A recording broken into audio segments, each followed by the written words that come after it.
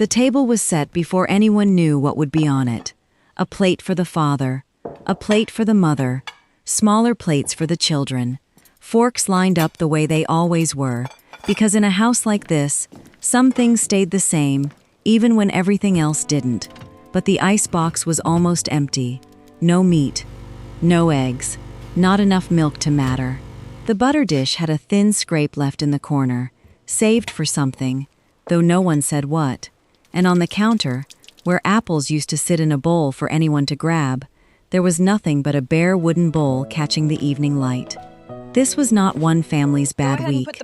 This was millions of American kitchens in the early 1930s, all facing the same quiet emergency at almost the same hour, the hour before dinner, when a mother had to decide what enough meant when there wasn't enough. And here is what modern life forgets to ask. What did she do next? She didn't send the children to bed hungry. She didn't tell her husband there was no dinner tonight. She didn't wait for help that wasn't coming. She looked at what she had: a little flour, a little grease, a can from the cupboard, a box of crackers, maybe one sausage for a pot that needed to feed 6. And she built a meal out of it. Not a sad meal, not an apology of a meal. A real one, put on the table with the same care as any other night.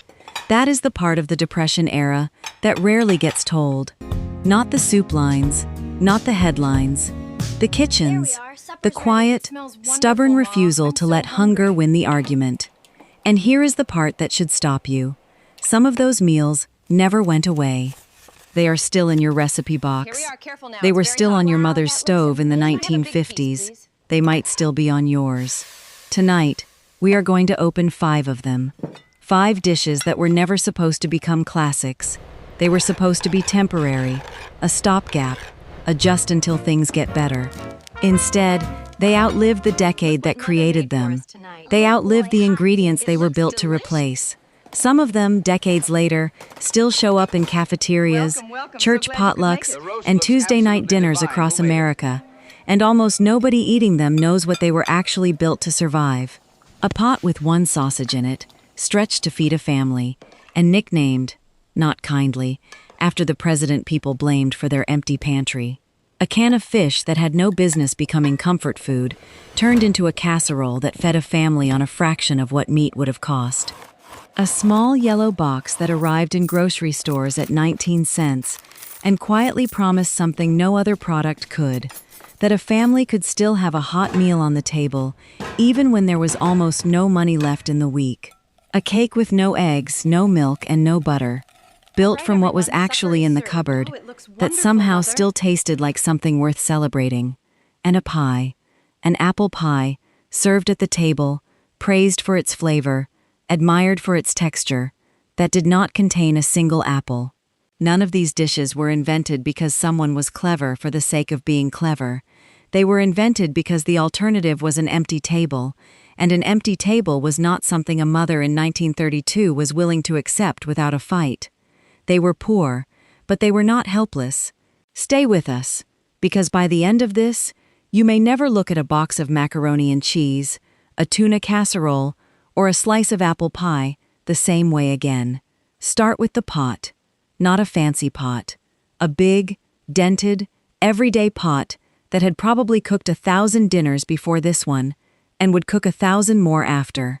In the early 1930s, that pot sat on a lot of stoves with very little in it. Some potatoes, an onion if the family was lucky, maybe a few carrots pulled from a small backyard patch that hadn't quite given up yet. And sometimes, 1 sausage. Not a package of sausages. 1, sliced thin, almost translucently thin, and dropped into the pot not for flavor alone, but to make an entire family believe there was meat in their dinner. A mother would move that pot around the stove, stretching the broth with water, with a little flour to thicken it, with whatever vegetable hadn't gone soft yet, because the goal was never to make something delicious. The goal was to make 6 bowls out of what should have only made 2. People started calling it Hoover Stew, not as a compliment. Herbert Hoover was president when the Depression hit hardest, And in the bitter humor of families who had lost jobs, lost savings, and in some cases lost their homes, his name got attached to almost anything that represented scarcity. Hoover blankets made of newspaper, Hoovervilles built of scrap wood and tar paper, and Hoover Stew, the thin, stretched dinner that showed up when there was nothing else to call dinner. It was not a proud name. It was a bitter one. And that bitterness is worth sitting with for a moment, because this is not a story about a quaint old recipe. It's a story about a mother standing over a pot, doing math in her head. How many potatoes? How much water? How thin can I slice this? While her children sat at the table waiting, unaware that the woman serving them was fighting a war they couldn't see. But here is the part nobody likes to admit. That stew worked. It kept children fed. It kept a family sitting together at the same table, at the same hour, doing the one thing that still felt normal in a world that had stopped making sense. The stew was thin. The dignity at that table was not. This is where the story stops being nostalgic and starts becoming uncomfortable, because the honest truth is that Hoover Stew was not a recipe anyone chose. Nobody wrote it down because it tasted wonderful. They wrote it down, passed it mother to daughter, kitchen to kitchen, because it was the difference between a family eating together and a family not eating at all. And that same instinct, the instinct to stretch one small thing into a meal for many, didn't disappear when the decade ended. It moved into other kitchens, other decades, wearing a different name, which brings us to a can. Just a can of fish, cheap, shelf-stable, sitting quietly in cupboards across the country because it cost a fraction of what a piece of real meat cost at the butcher counter, if a family could afford the butcher counter at all in a given week. In 1930, a magazine called Sunset, the kind of publication that showed up in kitchens across the western United States, printed what's believed to be one of the earliest published recipes for what we now know as Tuna Noodle Casserole. It combined that inexpensive can of tuna with noodles, a simple sauce, and whatever a home cook had on hand to bind it together and stretch it further. It wasn't glamorous. It wasn't meant to be. It was meant to answer a very specific, very urgent question that mothers all over the country were asking themselves. How do I turn almost nothing into a dinner that looks like a dinner? Picture the scene. A single can, opened at the counter, its contents flaked apart with a fork, because every strand needed to be visible, needed to count as something the children could see and recognize as food, not filler. Egg noodles, if there were eggs to spare for making them, or plain noodles bought cheap by the pound. A sauce made thick with a little flour and milk, sometimes stretched with water when the milk needed to last through the week. All of it folded together in a baking dish and set into the oven, where the whole kitchen would fill with a smell that made the meal feel bigger than it actually was. That casserole dish went to the table, and it fed a family. Not lavishly, not with abundance, but it fed them. And it did something almost as important as feeding them. It let the mother who made it walk to that table without shame. She hadn't served scraps. She had served a dish. A real one, with a name, with a shape, with a smell that filled the house the way a proper dinner should. That same discipline appeared in another corner of the house entirely, not in what was cooked, but in what was calculated before the cooking even began. A can of tuna cost far less than a cut of beef or a whole chicken. A mother buying groceries in 1932 wasn't choosing tuna because she preferred the taste. She was choosing it because the difference in price meant the family could also afford noodles, and butter for the noodles, and maybe, if the week went well, a little extra for Sunday. This is where the modern kitchen and the Depression-era kitchen start to look like two different countries speaking the same language. A modern grocery trip is often driven by preference. What do we feel like eating this week? A 1930s grocery trip was driven by arithmetic. What can we afford to eat this week? And how far can we make it stretch once it's in the house? The casserole wasn't a creative choice. It was the answer to that arithmetic, dressed up to look and taste like it wasn't. And here's what's strange, if you think about it for more than a moment. That casserole never left. It followed families into the 1940s. into ration-era kitchens where meat was harder to get for entirely new reasons. It followed them into the 1950s, when suburban kitchens with brand-new appliances were still making tuna noodle casserole on weeknights, not because anyone was poor anymore, necessarily, but because the dish had become part of the family's rhythm, something a mother had learned from her own mother, without always knowing why her mother had learned it in the first place. If your own mother made this on a Tuesday night, sometime in the 1950s or 1960s, she probably wasn't thinking about the Depression at all. She was just making dinner the way she'd been taught. But the recipe in her hands had a memory of its own, a memory of a kitchen in 1931, a can opened at the counter, and a woman deciding that her family would eat well tonight, even if well had to be built out of almost nothing. That is the part many people remember, even if they were too young to understand it then. A Depression-era habit did not disappear when the decade ended. It stayed in drawers, kitchens, and mothers' voices for years, sometimes for generations, long after anyone could tell you exactly why. But scarcity wasn't only solved one household at a time, standing alone at a stove. Sometimes it got solved at a much bigger scale, in a factory, by a company that had figured out something the entire country desperately needed to hear. In 1937, a small yellow box began appearing on grocery store shelves across America, priced at 19 cents. Inside was dried macaroni and a packet of powdered cheese, a combination that, on paper, sounds almost too simple to matter. But to a family counting every coin before it left the house, that box represented something enormous. A hot meal, with something resembling meat's richness, that a mother could put on the table for less than the cost of a single pound of actual cheese, let alone a cut of meat to go alongside it. Kraft didn't invent boxed macaroni and cheese out of culinary ambition. They built it because they understood exactly who was standing in front of the grocery shelf, and exactly what she was worried about. She wasn't worried about gourmet, she was worried about Thursday. She was worried about whether there would be dinner at all, and whether it would feel like a real dinner instead of an admission that things weren't going well. That little box answered both worries at once. It cooked in minutes, which mattered in homes where a mother might be managing a dozen other tasks at once. Laundry, mending, another child crying, a husband coming home late from a day of looking for work that wasn't there. And it produced something bright yellow and rich-looking on the plate, something that didn't announce poverty the way a bowl of plain boiled potatoes might.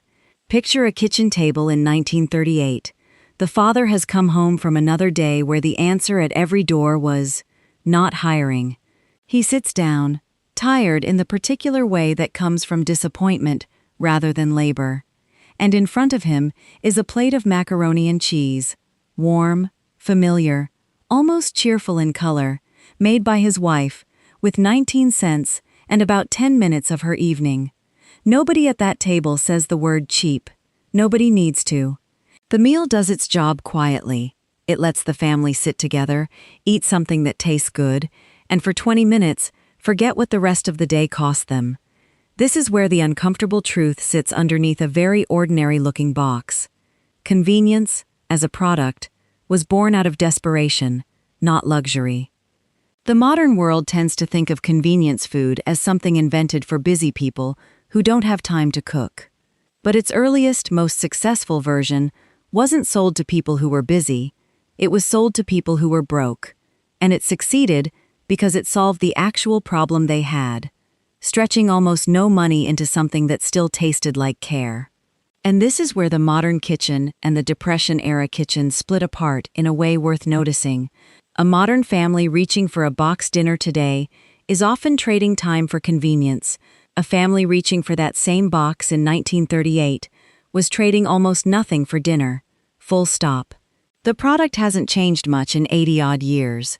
The reason people reach for it has changed enormously, and that shift says something about how far removed most of us now are from the kind of arithmetic that built the recipe box in the first place.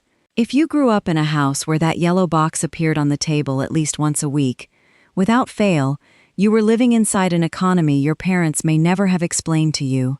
It wasn't laziness, it wasn't a lack of imagination, it was a small, reliable promise that no matter how the week had gone, dinner could still show up looking like dinner. But not every problem in the Depression-era kitchen was about protein or a main dish. Sometimes the crisis showed up somewhere sweeter, and somewhere far more emotionally loaded than anyone likes to admit. A birthday, a holiday, a Sunday afternoon when a mother wanted, desperately, to give her children something that felt like celebration. And there were no eggs, no milk, no butter. In a normal decade, that would have ended the conversation about cake entirely. Eggs, milk, and butter were not luxury items in most kitchens. They were the basic architecture of nearly every baked good a family knew how to make. Take them away, and you'd expect the whole idea of cake to collapse. Except it didn't. Home cooks across the country began mixing together what they actually had: flour, a little sugar if it could be spared, baking soda, vinegar, oil, or melted shortening instead of butter, and cocoa powder to help mask any texture that felt unfamiliar. No eggs to bind it, no milk to enrich it, and yet, when it came together and rose in the oven, it produced something that looked, smelled, and tasted enough like a real cake that children at the table had no idea anything had been missing. This became known, in different kitchens under different names, as Wacky cake, or sometimes depression cake, a dessert built entirely around absence, engineered from what remained rather than what was supposed to be there. Some families still make a version of it today without knowing the name has anything to do with hard times at all. They just know it as the cake without eggs, a slightly odd little family recipe that always seems to work despite skipping ingredients every other cake recipe insists on. Picture the scene properly. A mother mixing dry ingredients directly in the baking pan. No bowl needed, because why dirty an extra dish? Making 3 small wells in the flour with a spoon, pouring vinegar into one, vanilla into another, oil into the third, then flooding the whole thing with water and stirring it together right there in the pan. It looked more like a chemistry experiment than a family recipe. In a way, it was. It was a small act of domestic engineering, performed by a woman who had never taken a chemistry class in her life, driven entirely by the need to make her children's birthday feel like a birthday, even though the ingredients that were supposed to make that possible simply weren't in the house. And when that cake came out of the oven, when it was frosted with whatever simple icing could be made from powdered sugar and a little liquid, and set down in front of a child on their birthday, nobody at that table was thinking about what was missing. They were thinking about the cake in front of them, and about the fact that their mother had made this happen anyway. That is the part of Depression-era cooking that gets lost when people talk about it as just old recipes. It wasn't only about survival. It was about refusing to let hardship steal celebration entirely. A mother who could still produce a birthday cake out of flour, vinegar, and oil was making a statement, whether she said it out loud or not. This family is still allowed to be happy, even now. But nothing captures the spirit of the entire era, the audacity, the theater, the sheer refusal to accept "we don't have it" as a final answer, quite like what happened to the apple pie. By the early 1930s, apples themselves had become, for many families, an unreliable luxury, depending on the season, the region, and what money was left after rent and coal. And yet apple pie remained, in the American imagination, one of the great symbols of a proper home, a dessert that meant things were fine, that a family had a kitchen worth being proud of. So when a company selling a simple, inexpensive cracker, Ritz, introduced in 1934, put a recipe on the back of the box for a pie that used their crackers instead of apples, it wasn't a gimmick invented for novelty's sake. It was aimed directly at the exact anxiety families were living with. How do you serve the pie that says "we're okay" when the fruit that's supposed to be inside it isn't available or affordable that week? The trick itself was almost absurdly simple. Crushed Ritz crackers, tossed with sugar, cinnamon, and a bit of lemon juice, baked inside a regular pie crust, produced a filling that, with the crust around it and the spice on top, tricked the tongue into believing it was eating stewed apples. The texture softened just enough in the oven. The cinnamon did most of the emotional work, and when it came time to serve it, few guests at the table ever guessed the truth, unless they were told. Picture a Sunday dinner in the mid-1930s. Company has come over, maybe a relative, maybe a neighbor from down the road who's going through her own hard year. The hostess brings out a pie, still warm, the crust golden, and proper-looking in every way a pie is supposed to look. Compliments come across the table. "This is wonderful. What kind of apples did you use?" And she smiles, and either tells the truth with a bit of pride, or lets the moment pass, because either way, she has done something remarkable. She has made her table look abundant, using a box of crackers and a little cinnamon. This is where nostalgia turns into something closer to admiration, because the mock apple pie wasn't a failure disguised as success. It was a genuine culinary trick, clever enough that it's still occasionally made today by people who know exactly what it is and make it anyway, purely because it works, and because there's something delightful about fooling the people you love into thinking you served them something you didn't. 5 dishes. 1 pot of thin stew named, bitterly, after a president. 1 can of fish turned into a family dinner. 1 small yellow box that solved a problem too many families were too proud to talk about out loud. 1 cake built from absence instead of abundance. 1 pie that told the truth about nothing except how far a mother would go to make her family feel cared for. None of these dishes were invented because someone wanted to be clever for its own sake. Every single one of them was invented because the alternative, an empty table, a canceled celebration, a dinner that didn't happen, was not something these families were willing to accept. The modern home did not become fragile overnight, and it's worth remembering that the opposite is also true. The Depression-era home did not become resourceful overnight either. It became resourceful one missing ingredient at a time, one dinner at a time. One mother deciding that we don't have it was the beginning of a solution, not the end of the conversation. 5 dishes. 5 different kitchens. 5 different years. 5 different mothers standing at 5 different stoves, all facing some version of the same quiet emergency. An empty spot on the table where something important used to be. None of them had the ingredient the recipe was supposed to call for. They had something else instead.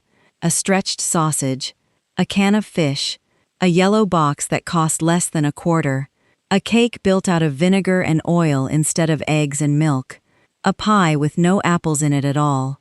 And in every single case, the answer was the same. Dinner still happened. The children still sat down. The table still looked and felt like a family's table, not a family's apology. That is the part of this story that matters more than any recipe. This was never really about macaroni or tuna or crackers pretending to be fruit.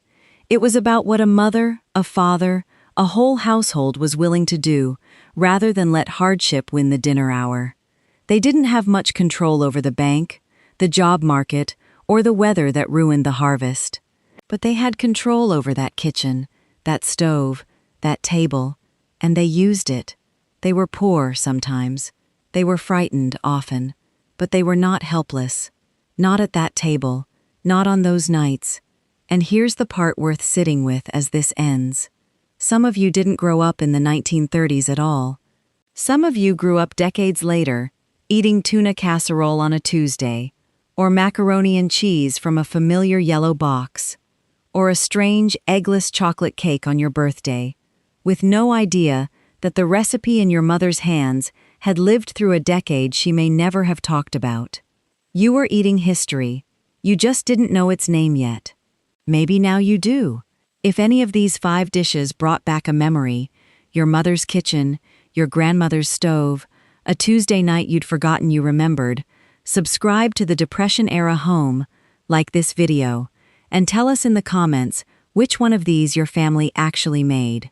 Was it the tuna casserole, the mac and cheese, that strange eggless cake nobody in your family ever explained? Tell us what your mother called it, what she put in it, what it tasted like. Someone else watching this might read your comment and remember their own kitchen for the first time in years. They had less, but they knew more, and every one of these 5 dishes is proof of exactly that.